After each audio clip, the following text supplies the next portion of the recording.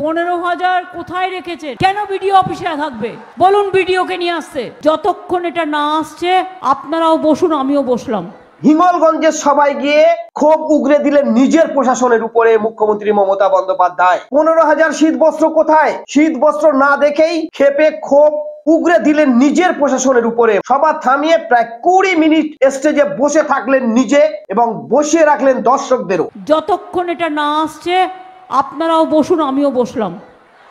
ঘোষণা মতো আজ তিনি ভিক্ষু পুজো করলেন। এদিন বসিরহাটে হিঙ্গলগঞ্জে বনবিবির মন্দিরে গিয়ে পুজো দেন মুখ্যমন্ত্রী। পুজো দেওয়ার সময় মুখ্যমন্ত্রী মমতা বন্দ্যোপাধ্যায়ের সঙ্গে ছিলেন স্থানীয় সাংসদ নুসরাত জাহান। আজ উত্তর 24 পরগনা হিঙ্গলগঞ্জের সাধারণ মানুষের জন্য শীত বস্ত্র বিতরণ করার পরিকল্পনা নিয়েছিলেন রাজ্যের মুখ্যমন্ত্রী মমতা বন্দ্যোপাধ্যায়। তিনি বলেন প্রায় 15,000 শীত বস্ত্র পাঠানো হয়েছিল, কিন্তু সভা শুরুর পরে মুখ্যমন্ত্রী যখন সেই শীত বস্ত্র খোঁজ করে তখন জানা যায় সেই শীত বস্ত্র বিডিও অফিসে রয়েছে। আর এতেই ক্ষুব্ধ হয়ে ওঠেন মুখ্যমন্ত্রী, প্রচন্ড রেগে যান এবং আধিকারিকদের বকাবকি করতেও দেখা যায়। সেই সঙ্গে তিনি বলেন আমিও বসলাম, আপনারাও বসুন বলে প্রায় 20 মিনিট এই সভা থামিয়ে মুখ্যমন্ত্রী স্টেজেই বসে রইলেন। সেই সঙ্গে সবাই আসা দর্শকরা একইভাবে নাটকীয় ভঙ্গিতে বসেও রইলেন।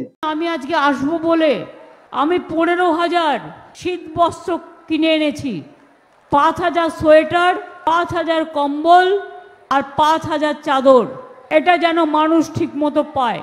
যদি না পান আমি নিজেও নজর রাখবো। কাকে দিয়েছেন? এগুলো কোথায় রেখেছেন?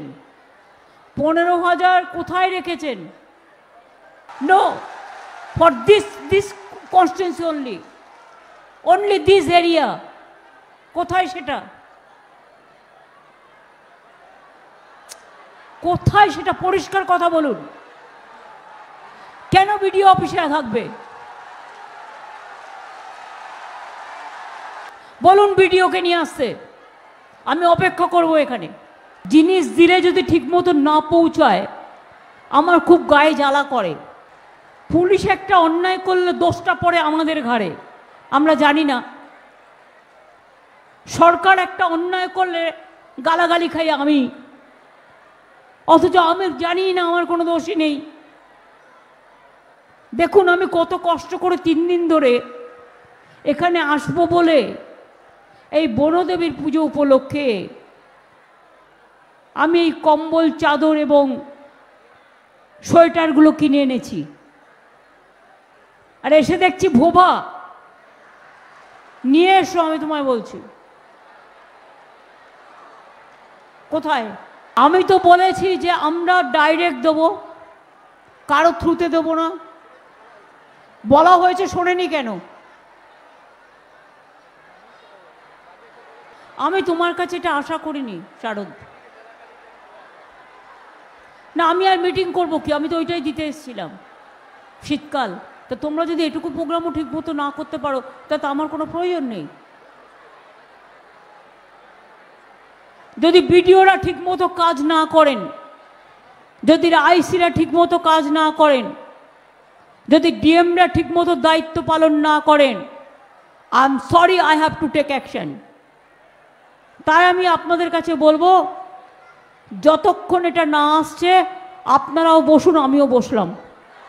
অবশ্য সেই শীত বস্ত্র আসার পরেই মুখ্যমন্ত্রী বস্ত্র বিতরণ করেই সভা শুরু করেন। তিনি আরো বলেন এখানে বনবিবির মন্দির হলে বহু পর্যটক আসবে এই সুন্দরবন এলাকায় ঘুরতে। হিজামা শিখে স্বাবলম্বী হন, সুন্নতি চিকিৎসাকে বাঁচিয়ে তুলুন। আপনি কি উচ্চ মাধ্যমিক পাস, মানুষকে সুস্থ করে স্বাবলম্বী হতে চান? তাহলে শিখে নিন হিজামা বা কাপিং থেরাপি। এই প্রাচীন থেরাপি মানুষকে কয়েকশো রোগ থেকে দূরে রাখে। নিজে হাতে হিজামা শেখাচ্ছেন হিজামা বিশেষজ্ঞ ইমতিয়াজ আহমেদ মোল্লা। বিস্তারিত জানতে ফোন করুন 9330133735 নম্বরে।